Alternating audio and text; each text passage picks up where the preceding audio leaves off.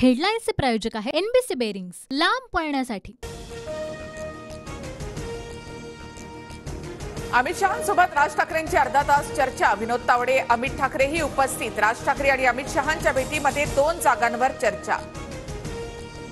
महाराष्ट्रामध्ये मोदींच्या नावावर नव्हे तर ठाकरे नावावरच मतं मिळतात, त्यामुळे बाळासाहेबांच्या फोटोनंतर एक ठाकरे चोरण्याचा प्रयत्न।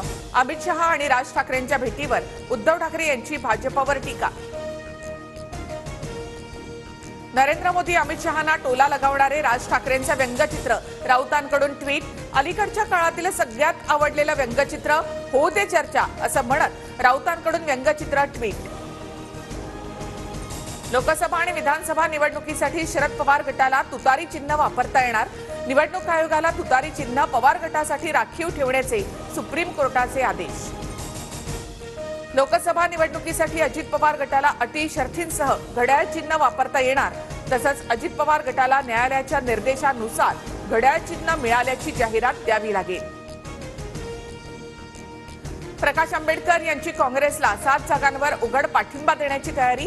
आंबेडकरांचं खरगेंना पत्र। राज्यातील काँग्रेस नेत्यांची रमेश चेन्नीथला यांच्या उपस्थितीमध्ये दिल्लीमध्ये बैठक सुरू। बैठकीमध्ये राज्यातील उमेदवारांच्या नावांसंदर्भात चर्चा। बैठकीला नाना पटोले, बाळासाहेब थोरात, विजय वडेट्टीवार, सतेज पाटील उपस्थित। अमित शहांसोबत अजित पवार गटातील नेत्यांची आज बैठक। अजित पवार, प्रफुल्ल पटेल, सुनील तटकरे उपस्थित राहणार।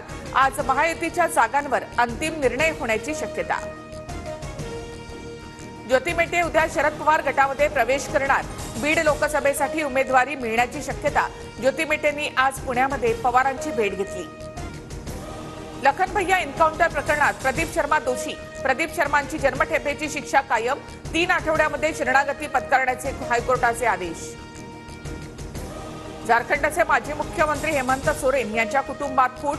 हेमंत सोरेन यांच्या बहिणी सीता सोरेन यांचा भाजपमध्ये प्रवेश।